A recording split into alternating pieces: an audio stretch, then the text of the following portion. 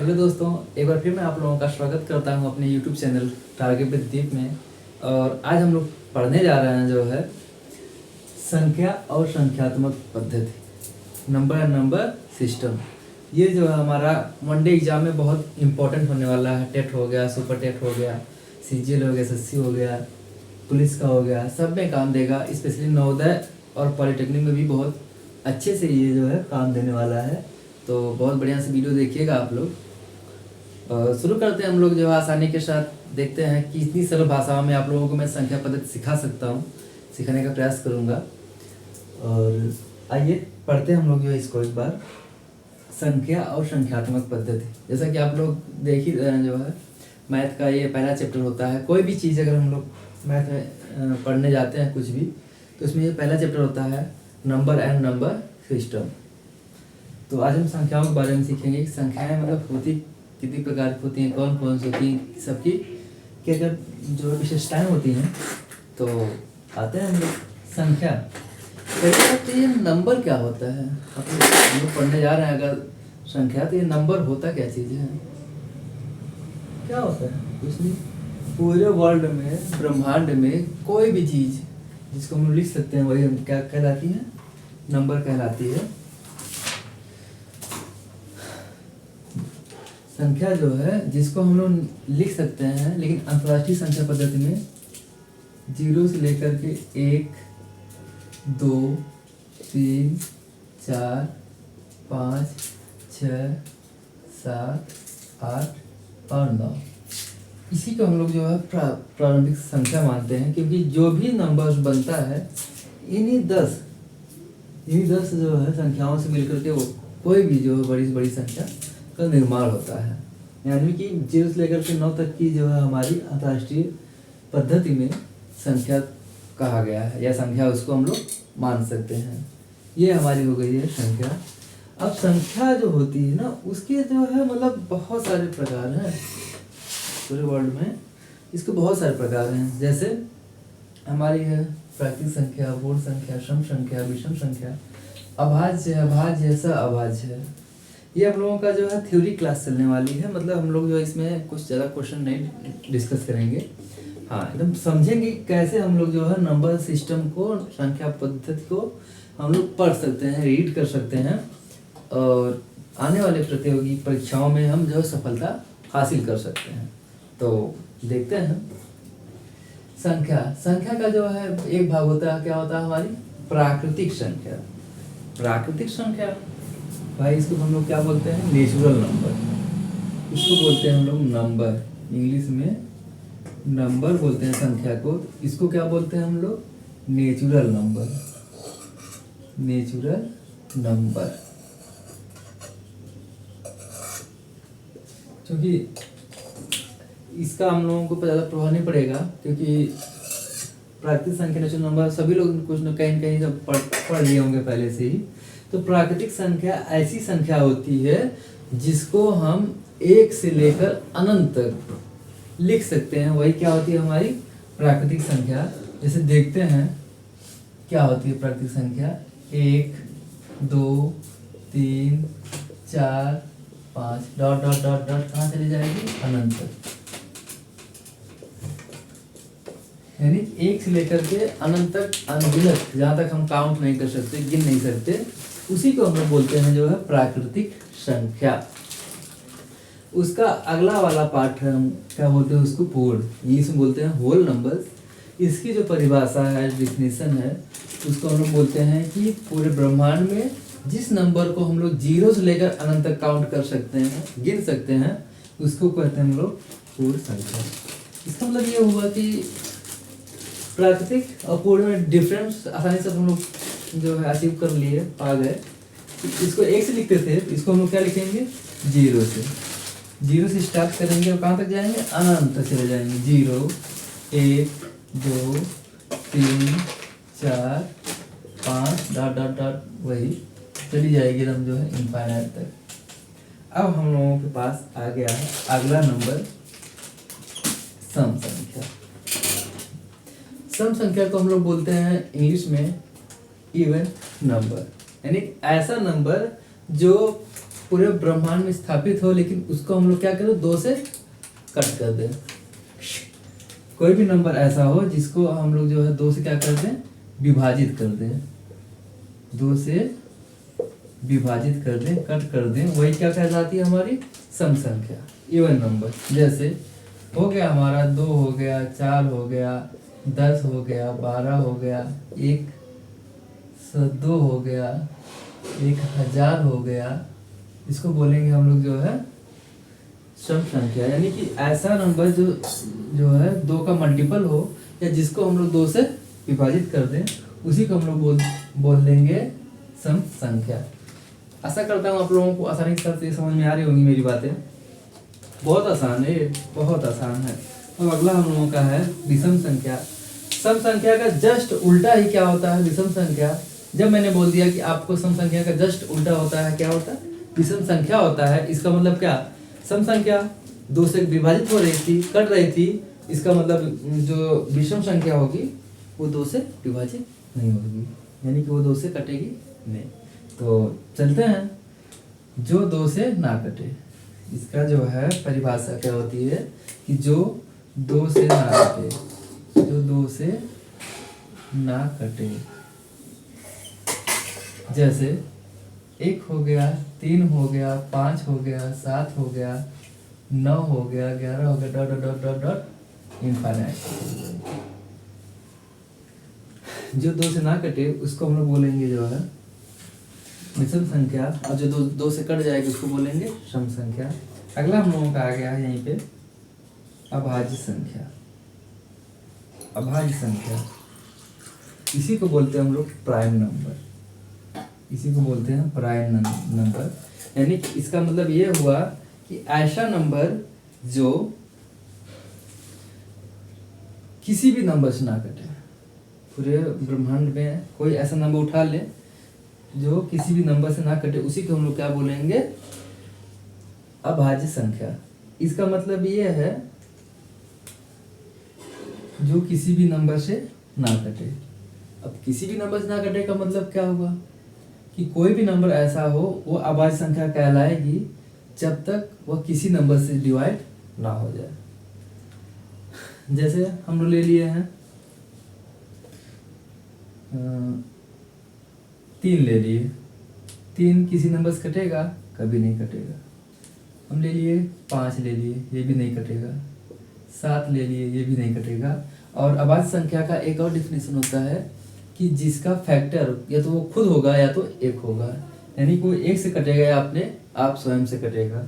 7 हो गया, और ऐसे करते करते 17 हो गया, 23 हो गया, ये सब क्या है, जो है हमारी अभाज्य संख्या है।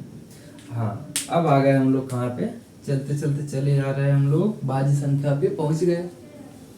भाज्य संख्या क्या होती है, यहाँ अभाज्य है, यहाँ भाज्य है, कुछ तो मैच कर रहा होगा इन लोगों में। दोनों जुड़वा भाई हैं, एक उत्तर दिशा में जाता है, दूसरा दक्षिण दिशा में। कहने का मतलब है अगर ये किसी भी नंबर से नहीं कटता है, जो भाज्य संख्या है जो किसी भी नंबर से कट जाए, वही क्या होती है, भाज्य संख्या होती है। यानी जो किसी भी नंबर से कट जाए वो भाज्य संख्या होती है। इसका मतलब हम लिख सकते हैं ना कि 4 लिख सकते हैं, 8 लिख सकते हैं, 10 लिख सकते हैं, 9 लिख सकते हैं, 15 लिख सकते हैं, डॉट डॉट डॉट इनफाइनाइट। ऐसा नंबर जो किसी भी नंबर से कट जाए, ये नहीं कि मतलब कोई पर्टिकुलर नंबर हो, नहीं, ऐसा कुछ नहीं। अगला हम लोग बढ़ते हैं श अभाज्य संख्या। हाँ, ये तो जो है थोड़ा सा भाई जो है सोचने वाली बात है। हाँ, मैं आप लोगों को जो भाज्य संख्या के बारे में कुछ और बता दूं। सबसे छोटी जो है अभाज्य संख्या क्या होती है, सबसे छोटी अभाज्य संख्या 2 होती है। यहाँ हम लोग नोट कर लेते हैं, नोट कर लीजिएगा आप लोग। सबसे छोटी अभाज्य संख्या 2 होती है। अभाज्य संख्या, अभाज्य संख्या ऐसा नंबर होता है जो जिनके गुणनखंड जो है दोनों से क्या होते हैं, उभयनिष्ठ होते हैं। मतलब अगर हम लोग ले लें 18 और 21, ये क्या है? सहभाज्य संख्या है। ये 18 और 25, यानी कि ऐसा नंबर जो गुणनखंड करने के बाद दोनों में कुछ ना कुछ उभयनिष्ठ मिलते हैं। जैसे 18 है, यहाँ पे 21 लिए थे, दोनों में 3 मिल रहा है, ये और ये दोनों में जो है कुछ ना कुछ सेम मिल रहा है। ये हमारा हो गया जो है नंबर सिस्टम। आगे हम लोग पढ़ने जा रहे हैं जो है डिविजिबिलिटी, और खूब ध्यानपूर्वक इसको जो है सीखिएगा। अब हम लोग आ गए हैं विभाज्यता पे। विभाज्यता का मतलब क्या होता है? कटना, कि कोई नंबर किस नंबर से कट सकता है। तो हम लोग बात करते हैं, पहला वाला है हमारा 2 से, यानी कि जो भी नंबर है वो 2 से कब कब विभाजित होगा। तो हम लोग कह सकते हैं कि जिसके नंबर के लास्ट में 0 हो, 2 हो, 4 हो, 8 हो या 6, जिसके अंत में 0, 4, 6, 8 हो, तो वो नंबर आसानी उसके साथ जो 2 से विभाजित हो सकती है। या हम ये कह सकते हैं कि कोई नंबर अगर सम संख्या है, कोई भी नंबर अगर सम संख्या है तो वह 2 से विभाजित हमेशा हो जाएगी। अगला हम लोगों का है 3 से विभाज्य, मतलब 3 से कोई नंबर कब विभाजित होगा। तो 3 से तब विभाजित होगा कि जब कोई नंबर दिया रहा है, उनके अंकों को हम जोड़ लें, और जोड़ने के बाद अगर वो 3 से कट जा रही है तो वो 3 से हमेशा विभाजित होगा। कहने का मतलब, मान लेते हैं हम लोग नंबर, हमारे पास आ गया नंबर क्या कहते हैं, हमारे पास आ गया 343।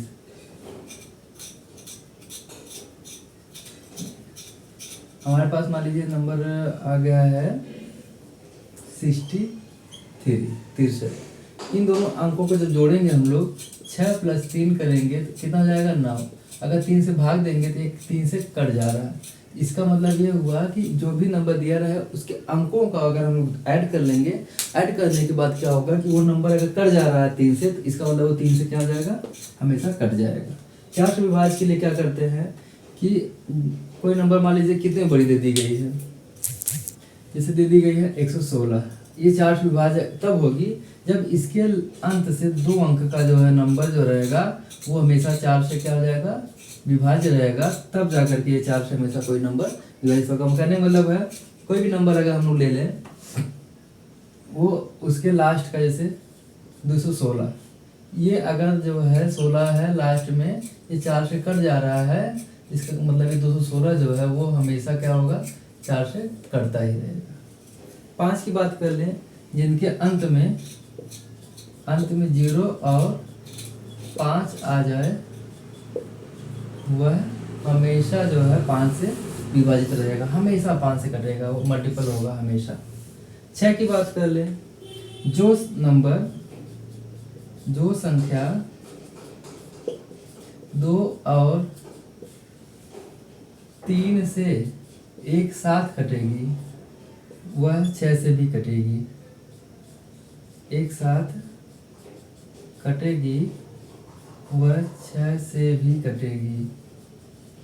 यही हम लोगों का जो विभाज्यता का नियम है, हम लोग 6 तक जो कर लिए हैं, और अगला हम लोग करेंगे जो है कि 7 से कोई भी नंबर कब तक कटेगा। हम लोग फिर सीखने जा रहे हैं जो है कि 7 से विभाज्य कौन सा नंबर 7 से विभाज्य कब होगा। ये थोड़ा सा कठिन है बाबू, आप लोग थोड़ा सा तो ध्यान दीजिएगा बहुत बढ़िया से, क्योंकि ये जो है मतलब विभाज्यता का जो नियम होता है उसमें सबसे कठिन सा नियम रूल है। जो 7 से विभाज्य चेक करते हैं वो बहुत थोड़ा सा मुश्किल लगता है, हालांकि अगर हौसले बुलंद हो तो मुश्किल कुछ भी नहीं है। तो चलते हैं आगे। ये देखो, इसका नियम है कि अगर हम उसको 3 भागों में बांट दें, एक भाग ये, एक भाग ये, एक भाग ये, 3, 6, 8 एक भाग में, 8, 7, 0 एक भाग में, 6 एक भाग में, इस तरीके से देखेंगे थोड़ा अजीब इजी हो जाएगा।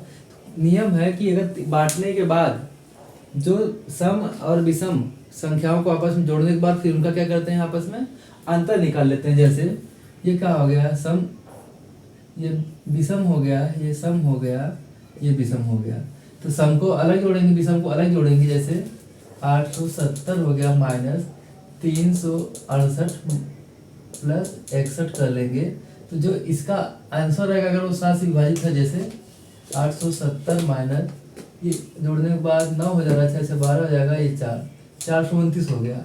घटाएंगे अगर हम लोग, घटाने के बाद कितना आ रहा है जो है, एक आ जा रहा है 7, 2 जाएगा,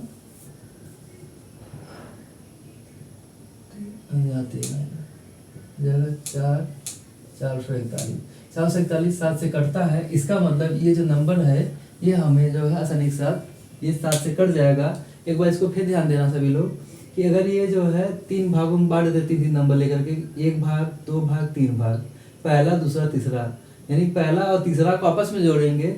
अगर और भी बड़ी नंबर आती तो उसको जोड़ते हैं हम इसमें 870 में। जोड़ने के बाद क्या करेंगे, इनका डिफरेंट निकालेंगे। डिफरेंट निकालने के बाद अगर वो नंबर 7 से कट जा रहा है तो इसका मतलब वो जो है 7 से कटेगा हमेशा। ये जो 7 से कटने का नियम है जो है। आगे हम लोग पढ़ते हैं, अगला क्या दिया हुआ है, 8 से विभाज्य।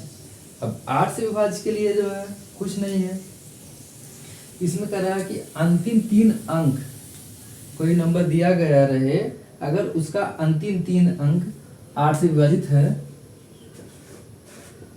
अंतिम 3 अंक, जैसे 4 में क्या था, अंतिम के 2 अंक अगर 4 से विभाजित है तो वो 4 से कटता था।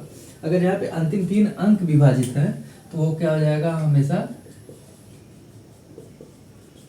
होने पर वो हमेशा 8 से विभाजित रहेगा। अब आते हैं हम लोग 9 के लिए। 9 से कोई भी नंबर कब विभाजित होगा उसके लिए आते हैं। तो 9 के लिए जो है क्या है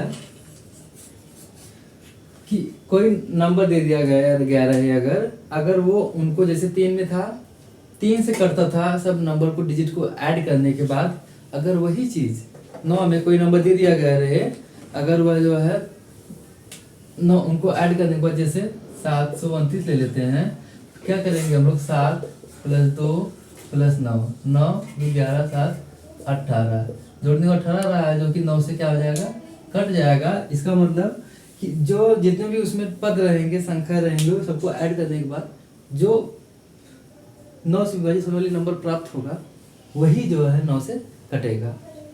जैसे 3 का था सेम वैसे है, बट यहाँ पे 9 आ गया है। 10 के लिए जिसके अंत में शून्य आ जाए, जिसके अंत में शून्य आ जाए वही 10 से कटेगा। सबसे सिंपल है ये, 10 का जो है सबसे सिंपल है। 11 के लिए है थोड़ा सा दिक्कत है, कुछ नहीं है, एकदम इजी है। कोई नंबर ले लेते हैं, सम और विषम स्थान, जैसे कोई नंबर ले लिया हम लोग जो है, तो सम और विषम स्थानों को जोड़कर आपस में घटाने के बाद जो नंबर हमको प्राप्त होता है, अगर वह जो है 11 से कट रहा है तो वह जो है 11 से विभाजित होने वाली नंबर रहेगी। जैसे ये क्या है, सम है, विषम, नीचे वाला जो है विषम है, ये सम है, ये विषम है। यानी कि जो है देखो सबको जोड़ते हैं, पहले विषम वाला 7 6 13 3 16, सम वाला क्या हो जाएगा 5,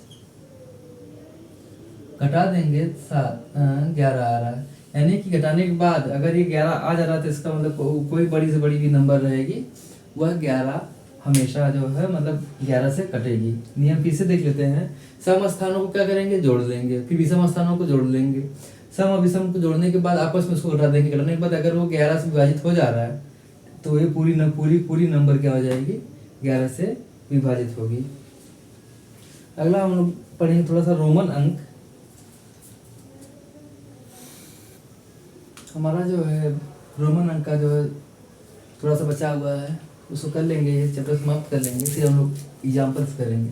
जैसे रोमन अंक का ये है, एक कैसे लिखते हैं, 1 पाई, 2 कैसे लिखते हैं, इस तरह से 2 पाई, 3 इस तरह से 3 पाई, 4 1 पाई, ये 5 है, 5 के आगे वाला क्या रहेगा, हमेशा 4 रहेगा, 5 इस तरह से, 6 उसके दाहिनी तरफ, 7 5 + 2 8 5 + 3 9।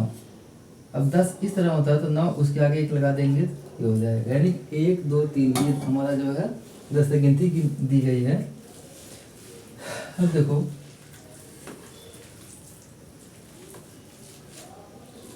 50 को कितना लिखते हैं हम लोग, L। 50 को L लिखते हैं। 100 को क्या लिखते हैं,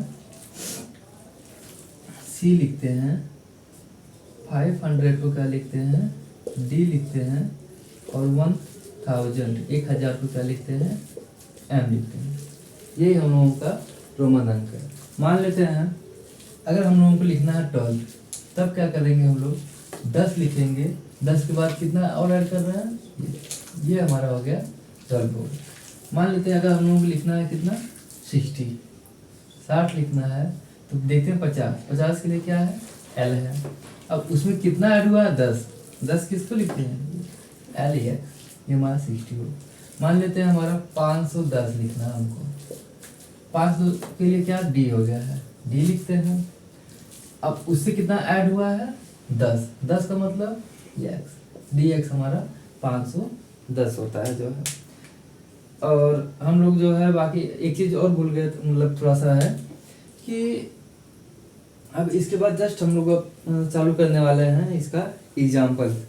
अगले वीडियो में हम लोग अब पढ़ेंगे कि क्वेश्चन किस प्रकार से सॉल्व होगा। और टॉप 50 देखना मत भूलिएगा, टॉप 50 क्वेश्चन जो है इसमें जो हम लोग लगवाएंगे, बहुत बढ़िया से जो इसको करेंगे। एक बार जो है नीचे सब्सक्राइब जरूर कर दीजिएगा। Thank you.